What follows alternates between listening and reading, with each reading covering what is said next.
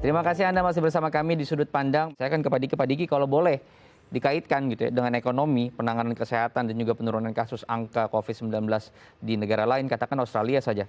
Ada tidak gambaran atau insight yang bisa diberikan oleh Anda?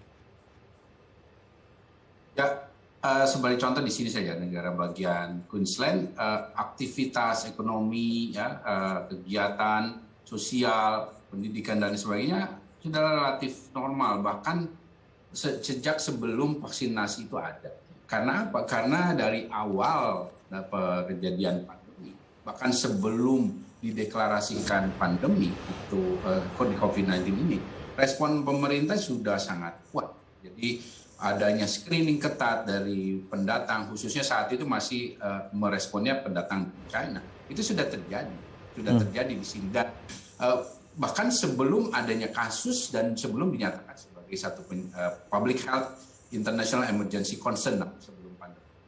Nah, artinya lagi situasinya memang sudah terkendali sejak awal.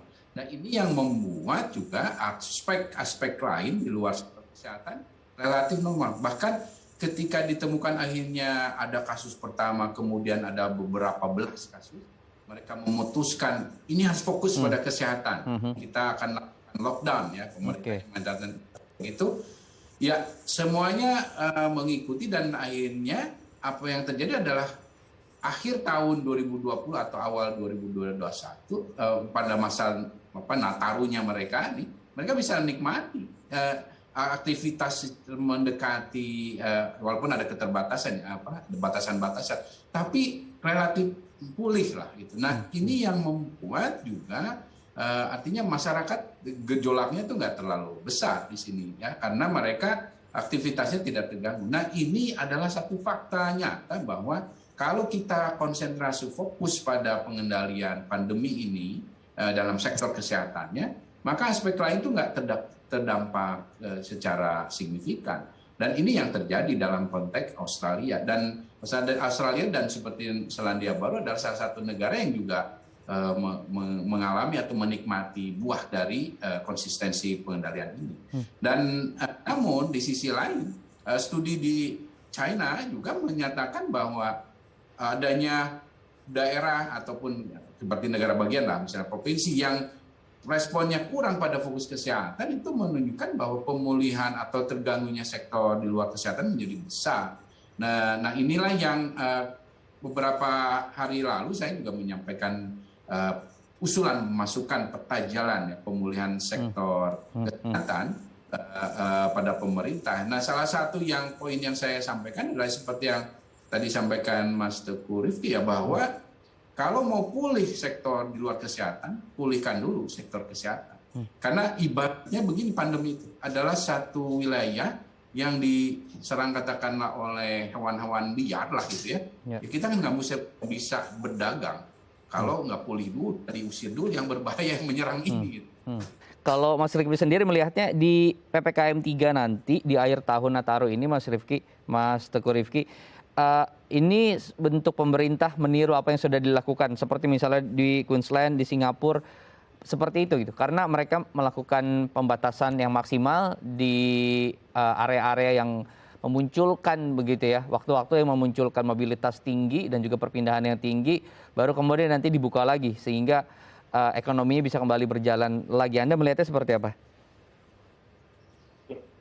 Untuk yang PPKM level 3 yang pemerintah rencanakan untuk implementasi di periode libur akhir tahun, ini memang kita belum bisa pantau ya nanti bentuk implementasinya seperti apa. Tapi memang kalau kita lihat gambaran besar, kita sudah melakukan beberapa kali bentuk pembatasan sosial atau social restriction.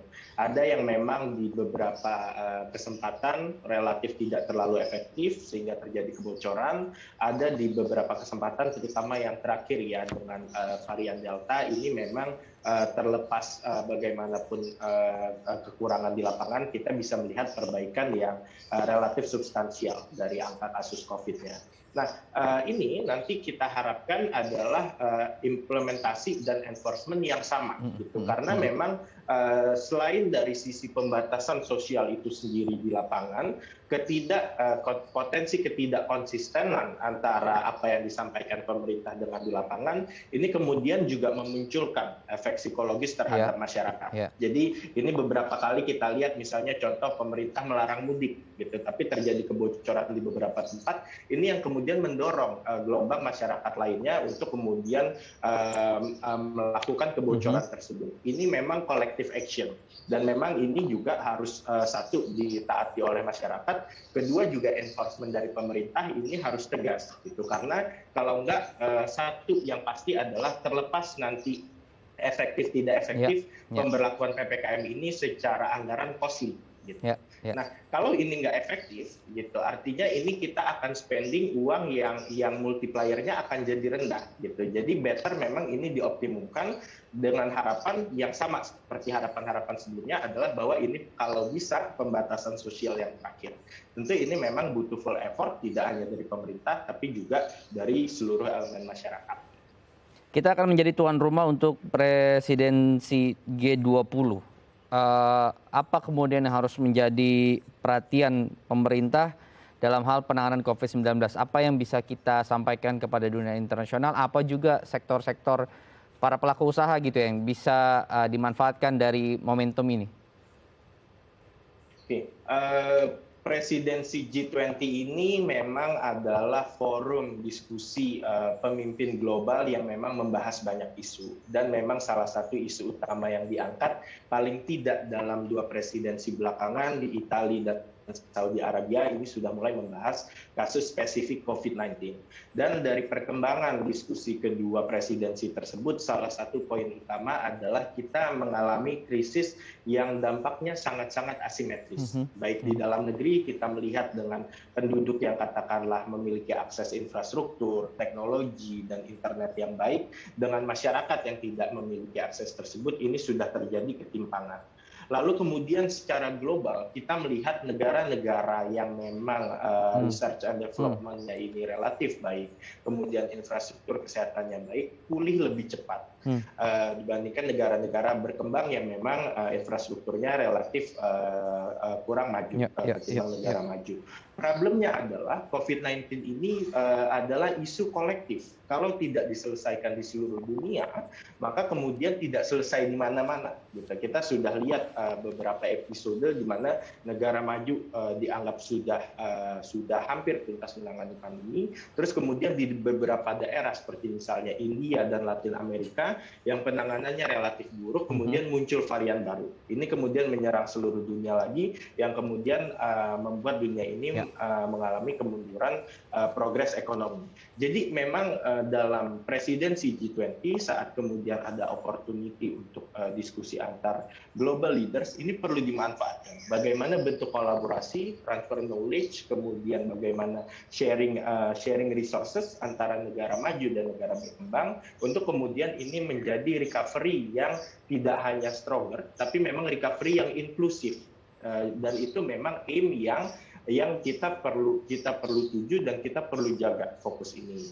Pemerintah Indonesia sudah menuangkan ini dalam pilar dan spirit penyelenggaraan G20, tapi kita perlu lihat juga dan kawal bahwa nanti kemudian policy recommendation, policy agenda yang dihasilkan dari presidensi G20 Indonesia ini kemudian inline dengan spirit di awal yang sudah dibangun. Baik, terima kasih Mas Tengku Rifki, ekonom Lembaga Penyelidikan Ekonomi dan Masyarakat Fakultas Ekonomi dan Bisnis Universitas Indonesia. Terima kasih juga Pak Diki, epidemiolog Griffith University Australia sudah bergabung malam hari ini di Sudut Pandang.